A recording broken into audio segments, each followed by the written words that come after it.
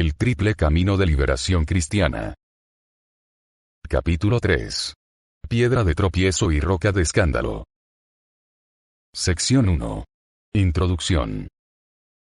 Por tanto, así ha dicho el Señor Jehová. He aquí que yo pongo como cimiento en Sión una piedra, la limpieza sexual de Levítico 15, una piedra probada.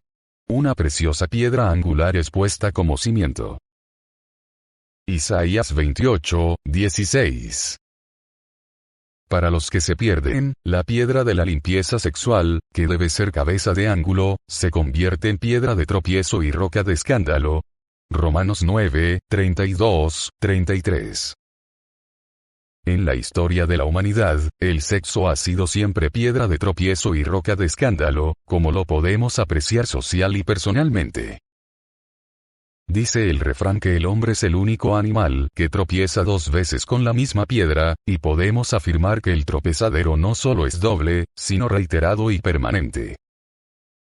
Los desórdenes sexuales han sido la clave de la caída de los imperios y las grandes culturas de la humanidad, pues afectan directamente a la célula social que es la familia.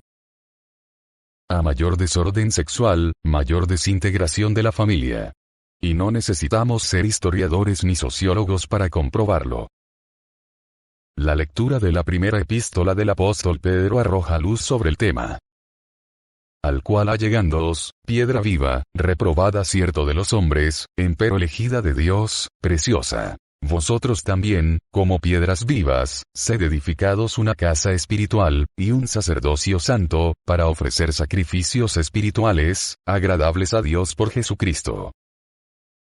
Por lo cual también contiene la Escritura. He aquí, pongo en Sión la principal piedra del ángulo, escogida, preciosa. Y el que creyere en ella, las versiones modernas ponen él en vez de ella, cambiándole el género, no será confundido.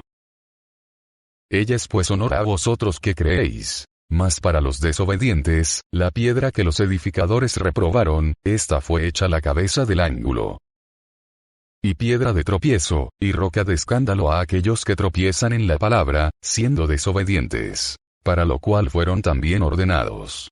Primera Pedro 2, 4, 8.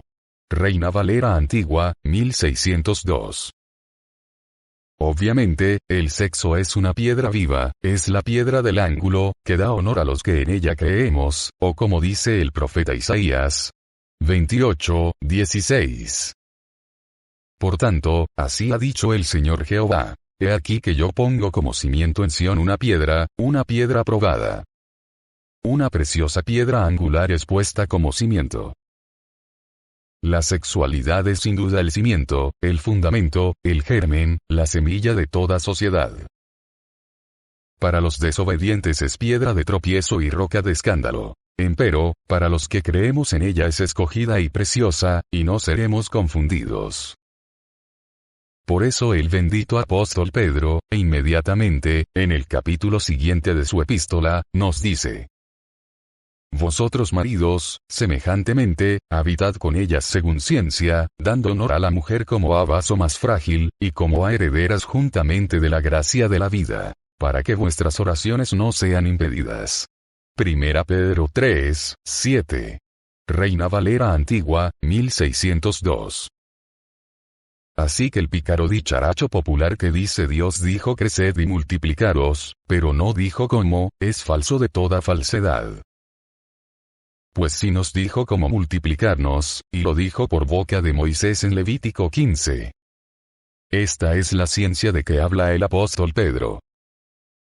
Por cierto, en las versiones modernas de la Biblia Reina Valera, se omite que las mujeres son herederas juntamente de la gracia de la vida, es decir, junto con el varón. No se necesita ser erudito para comprender que con esta omisión se pretende de alguna manera exonerar al varón como responsable conjunto o solidario de la gracia de la vida. Traduttore, traditore. Es decir, traductor, traidor, en italiano.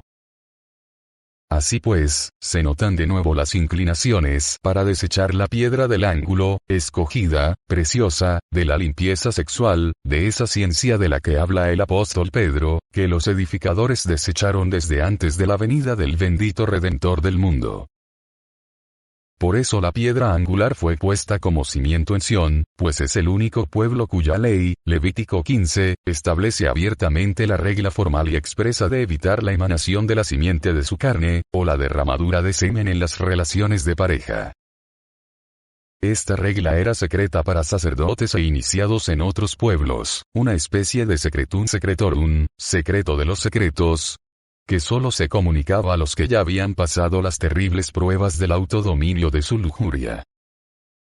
Solo los taoístas chinos conocían desde el principio esta clave y la enseñaban, aunque no está expresamente en su libro sagrado, el Tao Te Ching.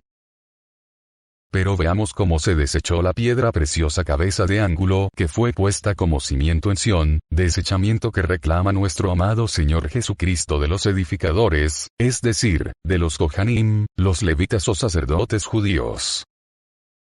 La Torá Vayikra, Levítico, con el comentario de Razi, acrónimo de Rabbi Shelomo ben Yitzhak, Troyes, Francia 1040, 1105, es una obra post-talmúdica que reitera las tradiciones talmúdicas y pretalmúdicas.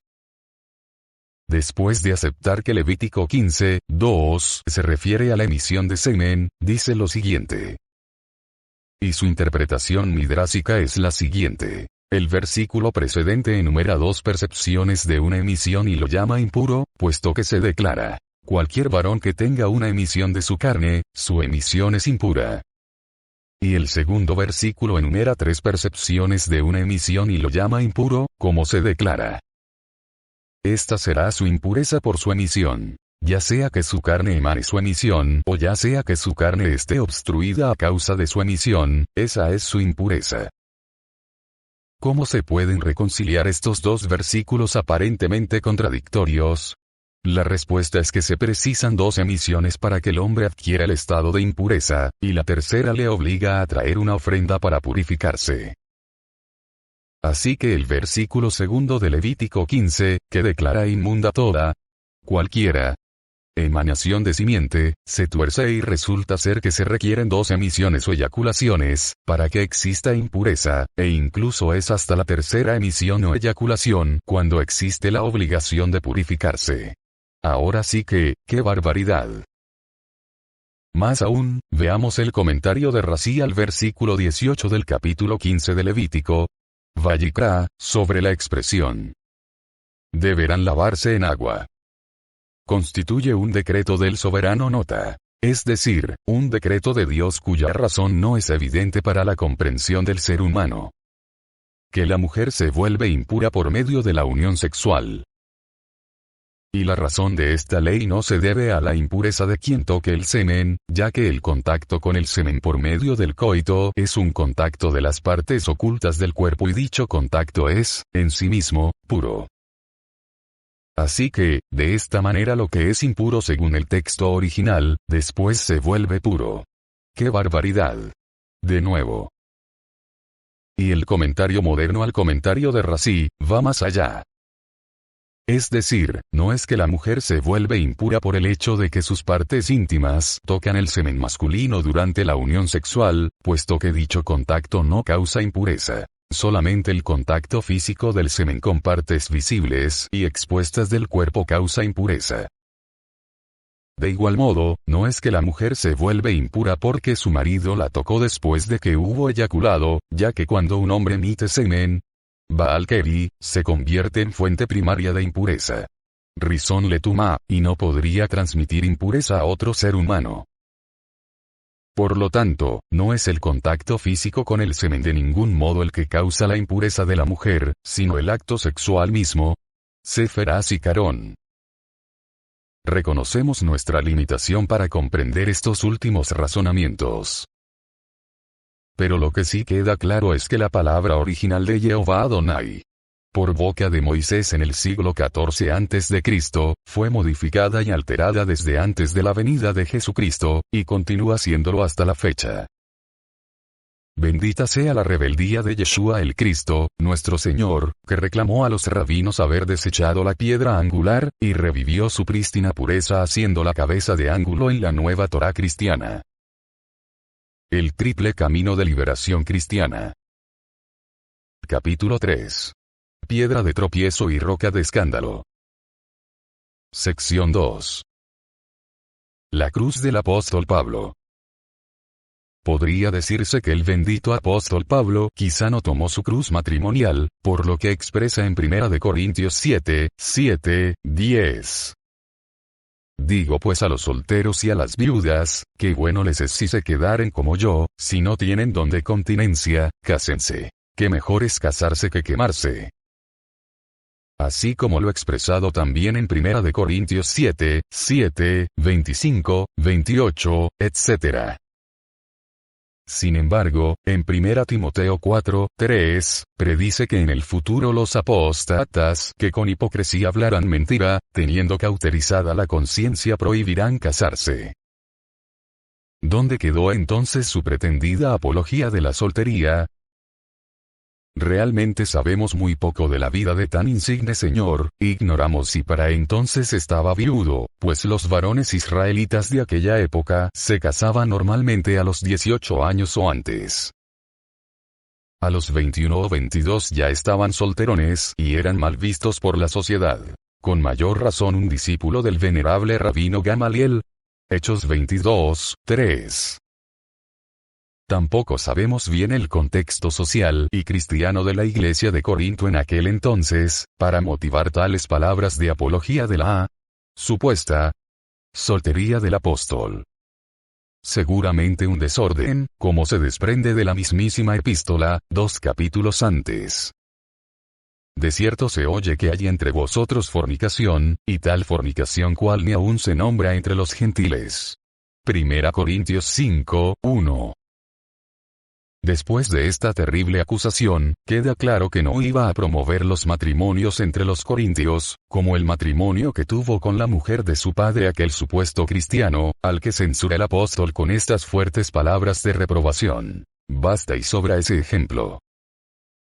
Sin embargo, se nota el esfuerzo del apóstol para que todos tengamos sensatez al tomar nuestra cruz, permaneciendo solteros, con continencia cristiana, hasta encontrar la pareja apropiada, y el que de plano se esté quemando mejor que se case. No era la función del bendito apóstol Pablo andar de casamentero, uniendo parejas, mucho menos con los pésimos ejemplos de los supuestos cristianos de Corinto.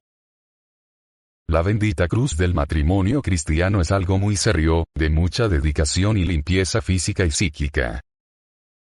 Y no se trata de un matrimonio común, de parejitas ansiosas o desesperadas, para esas dice el apóstol mejor es casarse que quemarse.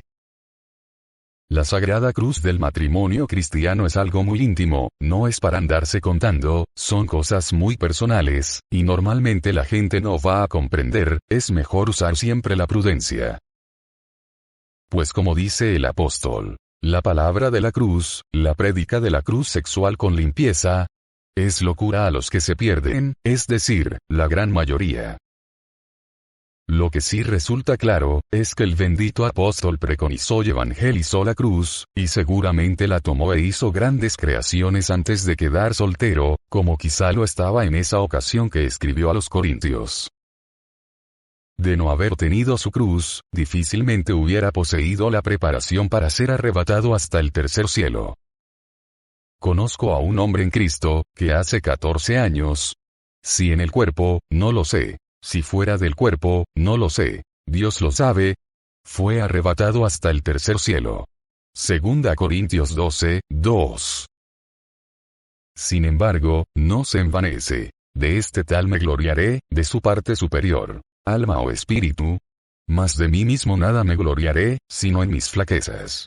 2 Corintios 12:5. Si nunca hubiera tomado su cruz sagrada, y jamás nos hubiera entregado esa maravillosa cátedra de alquimia, que nos regala precisa y exactamente en 1 Corintios, capítulo 15. Y el que tenga oídos para oír que oiga. Y compruebe por sí mismo. De ninguna manera aceptamos que nuestro amado apóstol Pablo sea el eterno enemigo de las mujeres, como dijera George Bernard Shaw. Una especie de gran misógino desde los orígenes del cristianismo. alguien con un tierno corazón, lleno de la caridad y del amor del Cristo, de cierto no es ese misógino y solterón empedernido que nos quieren hacer creer. Como ya dijimos, se ha echado mucha tierra sobre el asunto en estos 2000 años, y no solo sobre la vida del apóstol, sino sobre la vida y enseñanza del propio Jesucristo, al que también muchos quieren involucrar en la misoginia y la soltería radical, cuando en realidad nada nos consta. Pero sí constan y se evidencian las interpretaciones, alteraciones, modificaciones e interpolaciones de los textos sagrados, incluidas las epístolas paulinas. Resulta evidente la conducta antidiscriminatoria, tanto del maestro de maestros como del maestro Pablo en sus enseñanzas centrales, totalmente contradictorias con las expresiones misóginas, segregacionistas, prejuiciosas y discriminatorias que les pretenden atribuir. Los evangelios heterodoxos dicen lo opuesto. Pero no se necesita ser un erudito para saber que no puede ser el mismo apóstol, la misma persona, quien califica a la señora Junía como insigne en el apostolado. Romanos 16, 7, que aquel copista o pseudo discípulo que afirma no permito a la mujer enseñar, y que no hable, y que esté sujeta, etcétera, etcétera. Mucho menos quien, con todo equilibrio, con toda justicia cristiana, dice: no hay judío, ni griego, no hay siervo, ni libre, no hay varón, ni hembra, porque todos vosotros sois uno en Cristo Jesús. Gálatas 3, 28. El triple camino de liberación cristiana. Capítulo 3. Piedra de tropiezo y roca de escándalo. Sección 3. Miriam de Magdala. Lo mismo podemos decir de nuestro bendito Señor Jesucristo, preconizador de la cruz matrimonial. Mateo 16, 24, de quien generalmente se presume era soltero.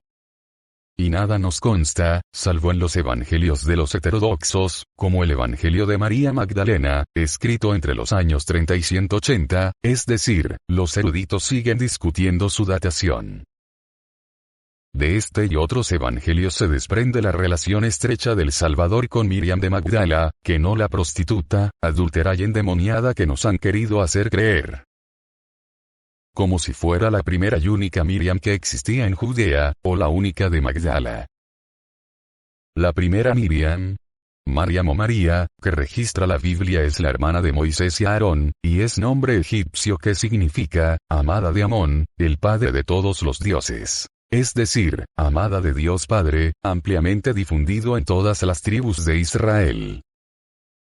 Y si fuese la Magdalena como nos cuentan, ¿qué mayor muestra de arrepentimiento y de corrección podemos tener?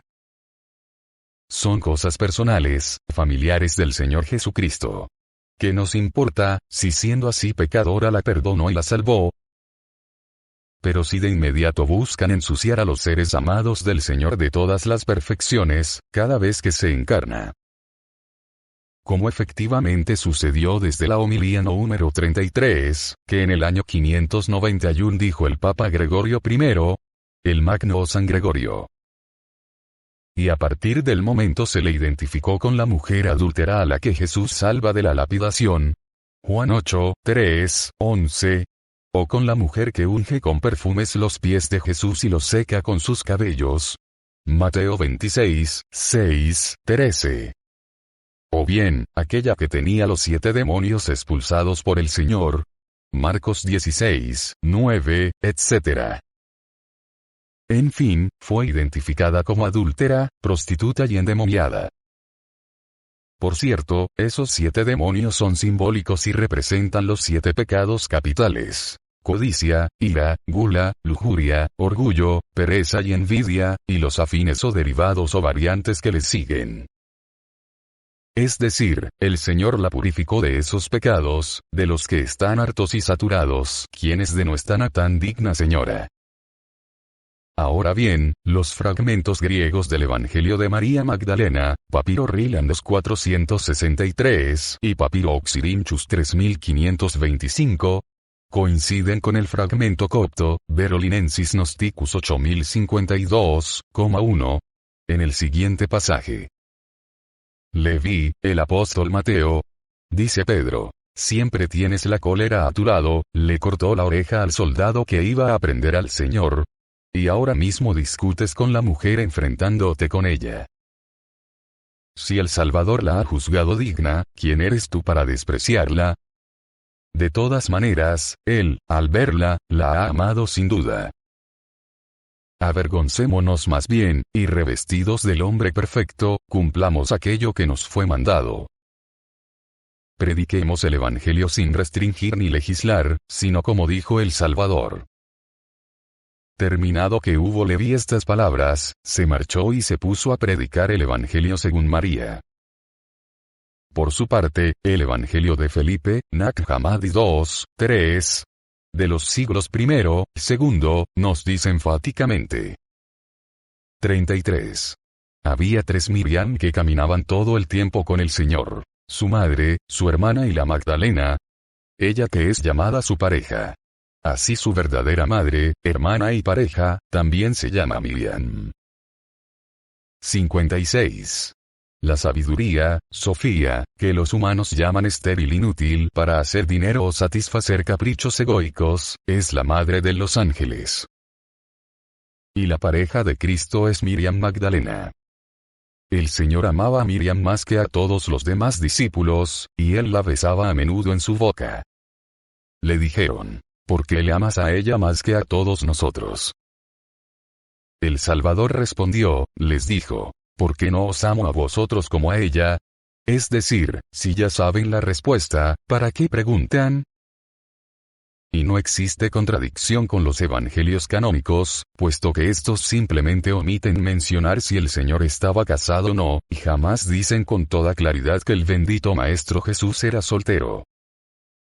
Esto sin contar con la prolija labor de los obispos ortodoxos del siglo IV, durante el Concilio de Nicea, actual Turquía, en 325. Es decir, cuando obraron el milagro nocturno de hacer que los 4 evangelios canónicos se sostuvieran sobre el altar al siguiente día, cayendo el resto de los 270 evangelios que entonces existían, rezagados debajo de este.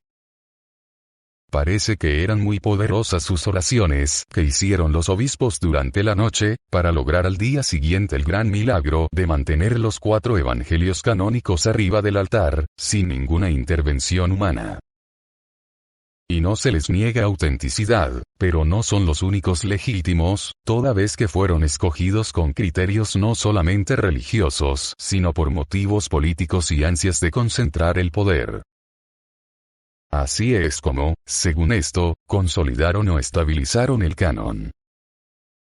No podían aceptar los evangelios de los rebeldes, donde aparecía el Cristo resucitado dando su enseñanza.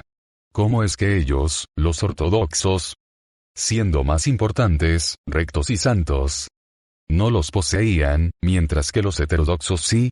Pero así es como nos han tenido ignorantes a todos desde entonces, tanto a los propios cristianos ortodoxos como a los protestantes o evangélicos. En efecto, estos continuaron con los mismos textos del canon consolidado o estabilizado por los ortodoxos griegos y romanos. Como decía Shakespeare, hay más cosas en este universo de lo que pueda considerar tu particular filosofía. Por eso nos basamos en la bendita libertad del Cristo, que nos permite seguirle su huella en todos los escritos de la época, con mucho ánimo de revelación. Y si el bendito Señor preconizaba tomar la cruz del matrimonio, siguiendo la regla especificísima de Levítico 15 sobre la sexualidad de los matrimonios israelitas, nos resulta mucho más lógico aceptar, que obviamente haya tenido su propia compañera o esposa, en el caso, Miriam de Magdala. Insistimos que en su época, los israelitas se casaban a los 18 años o antes, y a los 21 o 22 ya estaban solterones y eran mal vistos por la sociedad. También se reitera que poco o nada sabemos realmente de la vida de nuestro amado Señor Jesucristo. Se ha echado mucha tierra sobre el asunto en estos 2 milenios. Nada sabemos de su vida personal antes de su pública aparición, ni tampoco al entregar la enseñanza de su Padre Celestial, por más que haya testimonios en los evangelios canónicos, y mucho menos después de su resurrección. salvo lo que dicen los textos de los rebeldes, esos heterodoxos tan cruelmente atacados anticristianamente, el clero oficial del Imperio Romano. Y que a partir de los novedosos descubrimientos de Nag Hammadi en 1945, han permitido revalorar el cristianismo primitivo. Reiteramos también, que poco se sabe de la vida del apóstol Pablo, salvo lo que dicen sus muy profundos escritos, llenos de simbología, basados en esa sabiduría antigua oculta a los ojos profanos. Empero hablamos sabiduría de Dios entre perfectos, en versiones modernas, los que han alcanzado madurez en la fe. Y sabiduría, no de este siglo, ni de los príncipes de este siglo, que se deshacen. Mas hablamos sabiduría de Dios en misterio, la sabiduría oculta. Por tanto, ocultista, misteriosa, cabalística, la cual Dios predestinó antes de los siglos para nuestra gloria, la que ninguno de los príncipes de este siglo conoció, porque si la hubieran conocido, nunca hubieran crucificado al Señor de gloria. 1 Corintios 2, 6, 8. Reina Valera Antigua, 1602. Empero, todavía seguimos como los corintios y los efesios y los tesalonicenses, y filipenses y macedonios y gálatas, etc. De aquel entonces, y lo mismo hebreos que gentiles y cristianos. Porque debiendo ser ya maestros a causa del tiempo, tenéis necesidad de volver a ser enseñados cuáles sean los primeros rudimentos de las palabras de Dios. Y habéis llegado a ser tales que tengáis necesidad de leche, y no de manjar sólido.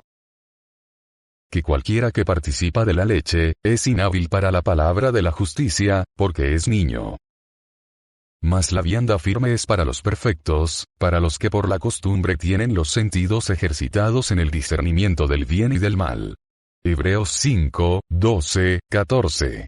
Reina Valera Antigua, 1602.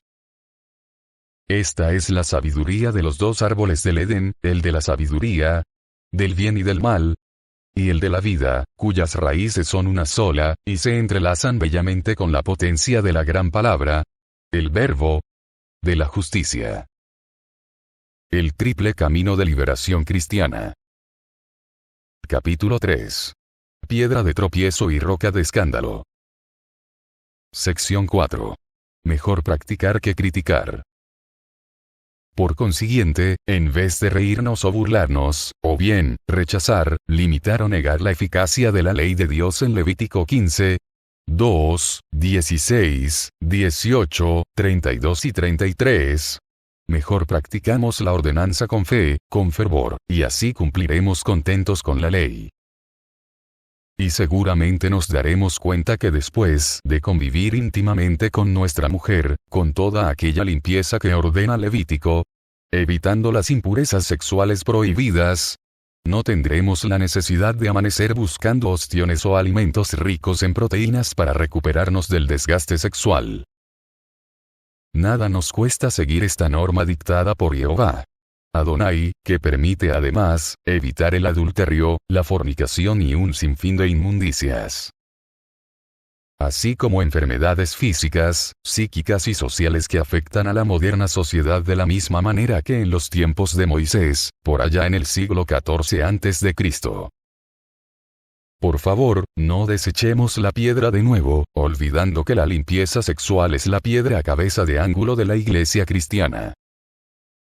Y sin esa piedra no se puede formar el Cristo en nosotros, tal como nos ruega con dolores de parto el apóstol Pablo en Gálatas 4, 19. Por experiencia de vida, sabemos que normalmente si no hay corrección sexual del individuo, ninguna otra parte de su personalidad se va a corregir.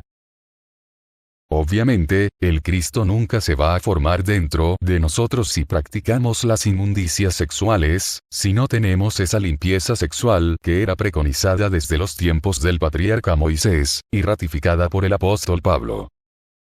Porque la voluntad de Dios es vuestra santificación, es a saber que os apartéis de fornicación. Que cada uno de vosotros sepa tener su vaso, o copa, o cáliz, o grial, alegóricamente mujer, en santificación y honestidad. No con afecto de concupiscencia, como las gentes gentiles, que no conocen a Dios. Primera de Tesalonicenses 4, 3, 5. Biblia del Oso, 1569.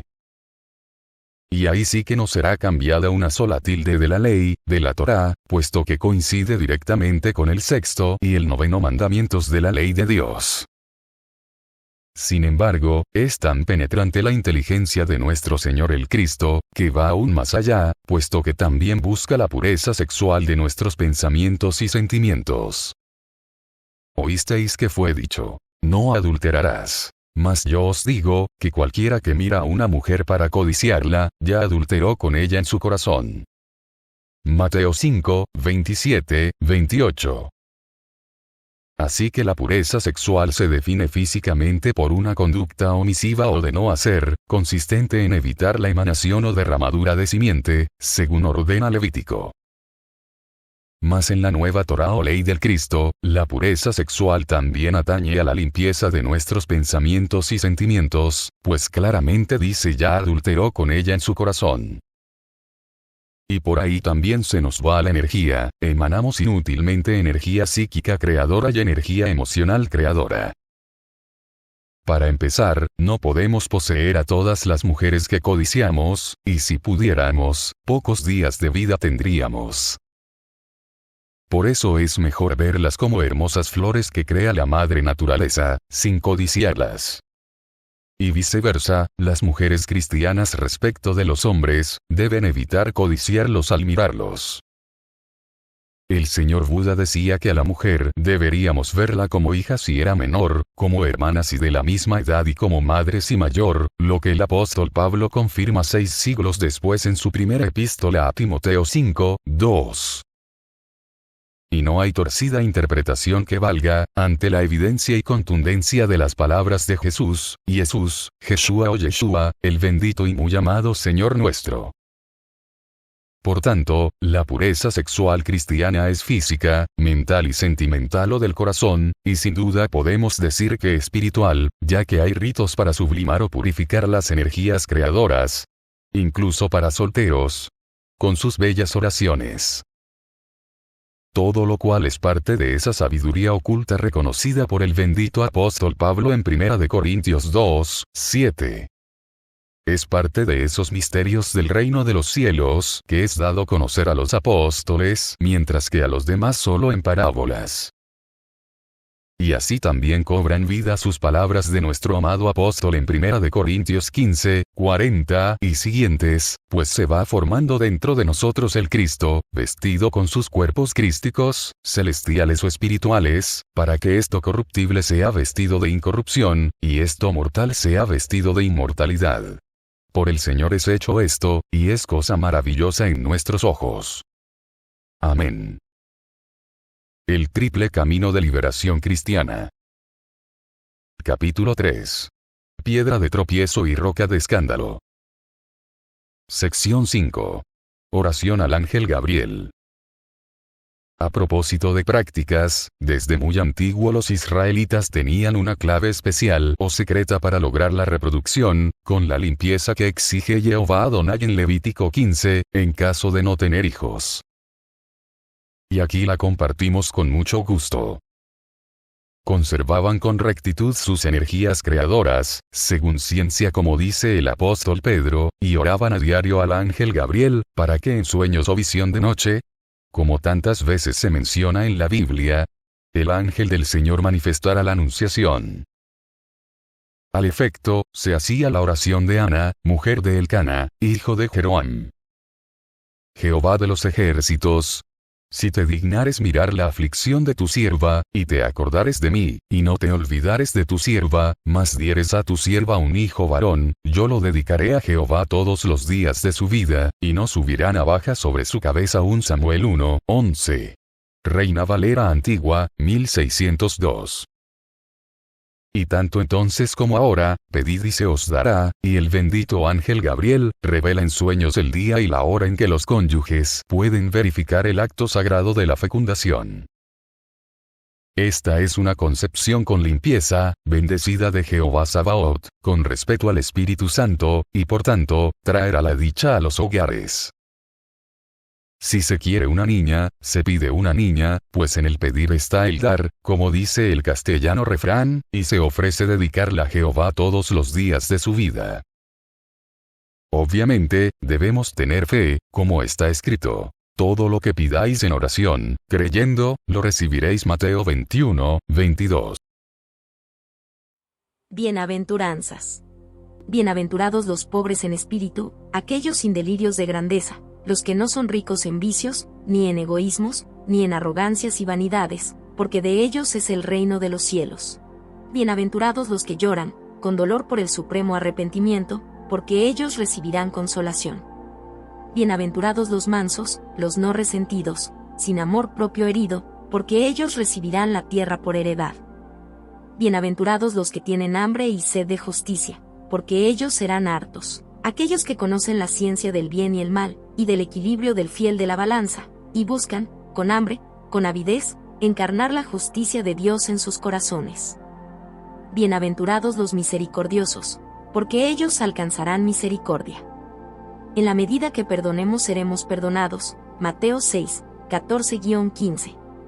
Bienaventurados los de limpio corazón, porque ellos verán a Dios. Necesitamos ser como niños en la mente y el corazón, tener una inocencia, una limpieza conquistada con nuestro esfuerzo, para poder ver a Dios cara a cara sin morir, decían los antiguos. Bienaventurados los pacificadores, porque ellos serán llamados hijos de Dios. El Cristo practica lo que predica, y predica la paz del corazón tranquilo, pues es sacerdote para siempre según el orden de Melquisedec, el rey de Salem, el rey de la paz. Bienaventurados los que padecen persecución por causa de la justicia, porque de ellos es el reino de los cielos. Por ejemplo, las persecuciones religiosas, por causa de la nueva Torá cristiana. Bienaventurados sois cuando os vituperaren y os persiguieren, y dijeren de vosotros todo mal por mi causa, mintiendo. El cristiano auténtico, siempre recibirá el vituperio de los tenebrosos, de los fanáticos y santurrones, hipócritas y fariseos. Gozaos y alegraos, porque vuestra merced es grande en los cielos, que así persiguieron a los profetas que fueron antes de vosotros. Mateo 5, 3-12.